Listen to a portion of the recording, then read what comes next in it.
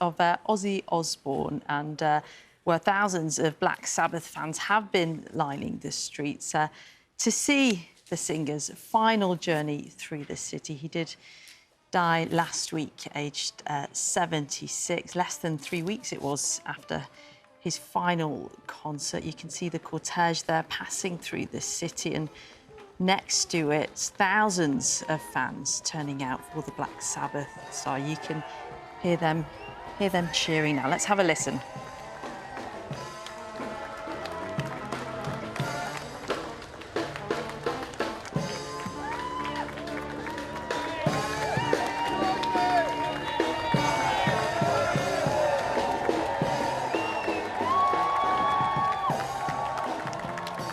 So a celebration of the musician's life, as well as an opportunity to say goodbye. That was his family's wishes. Our music reporter, Mark Savage, has this report. The final journey and a final goodbye to Ozzy Osbourne in Birmingham. This is the home of metal, and to see the support around the city is absolutely incredible, because there's no other person that deserves it more than Ozzy Osbourne. He changed music, that's what he's done. He's changed Black Sabbath and Ozzy, changed the whole of the music scene in the world. Well, today his name is Doggy Osbourne, but his real name is Bruce, the assistant's dog.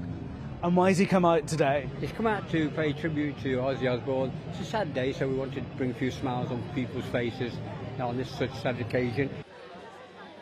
The body of the Black Sabbath singer, who died last week, aged 76, is being taken in a hearse along Broad Street ahead of a private funeral, giving his family a chance to see the many messages from fans all over the world, alongside flowers and other tributes to the Prince of Darkness.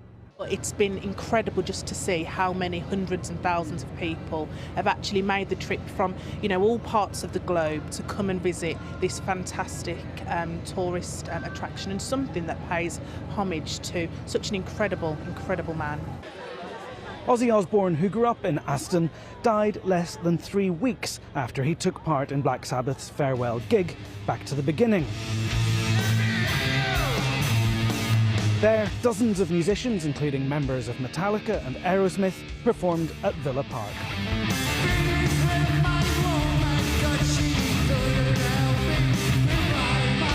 Birmingham's Broad Street has been closed since 7 o'clock this morning to allow people to gather as the cortege makes its way to Black Sabbath Bench on Black Sabbath Bridge, accompanied by live music from Boston Brass.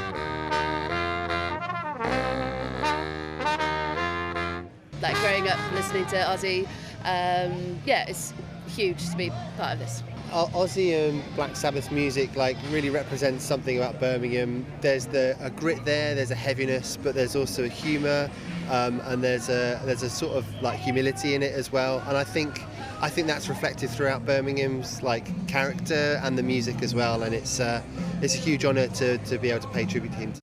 A live stream is also allowing fans from around the world to watch online.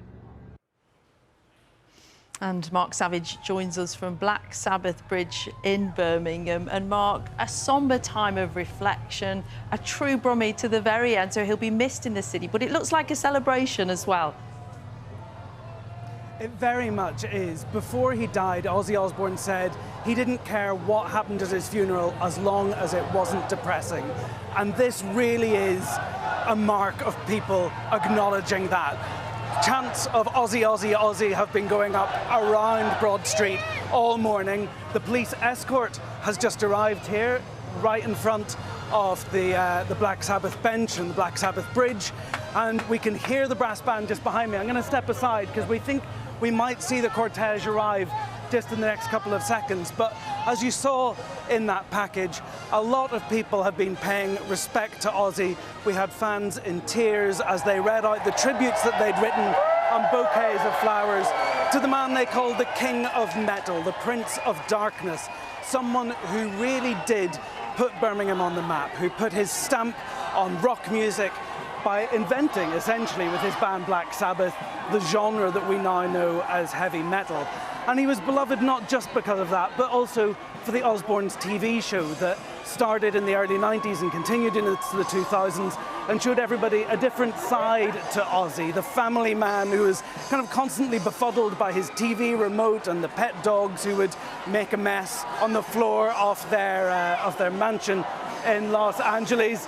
And people really are, as you can see now, as the cortege arrives with the hearse, with Ozzy's coffin inside, they're all holding up their phones, they're all screaming and cheering, and the Boston band, this brass band, are playing Black Sabbath songs, and people are joining in with the lyrics. Let's listen to that for just a second.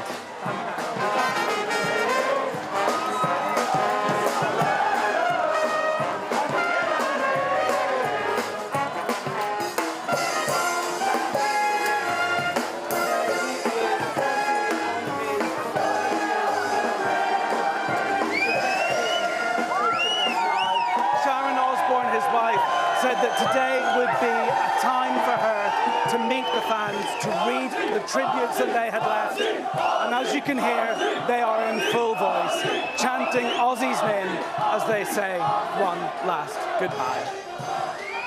And Mark, you touched on it earlier, but it's difficult to make comparisons with Ozzy Osbourne, the impact that he's had on the city of Birmingham, but also his place in the history of music. Yes, I mean, you know, it's hard to imagine a time when there wasn't rock music as heavy as Black Sabbath. And they actually started out as a blues band inspired by Fleetwood Mac. But then one night in their rehearsal studio overlooking a cinema, they saw people queuing up for an all-night marathon of horror films and thought, well, if people will pay to see that, would they pay to listen to horror music as well? And that's how the Black Sabbath sound was born.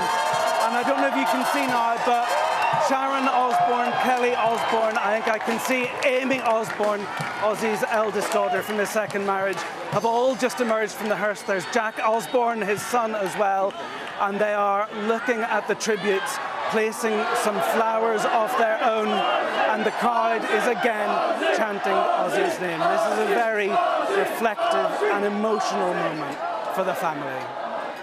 And Mark, it's a family whose fans span many generations. Some of our younger viewers will know the younger Osbournes for that insight from the programme that we saw at home with the Osbournes. And then this has opened up a whole world to them of Black Sabbath material and as you said, death metal.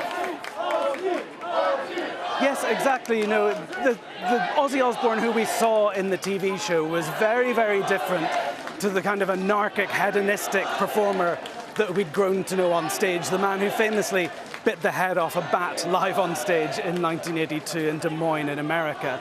On the TV show, he was this kind of bewildered patriarch, a very loving family man. And of course, he'd written songs for his children, his eldest daughter from his second marriage, Amy. There's a song with her name. Jack, his son from that marriage as well, he wrote a song called My Little Hero. And they're all there now, as well as I think the children from his first marriage as well, acknowledging the fans, turning around to see this incredible, incredible turnout of people who loved the man and loved his music as they say their final goodbye in Birmingham ahead of a private funeral tomorrow. Mark Savage in Birmingham, thank you. Mark Savage as fans pay tribute to Ozzy Osbourne.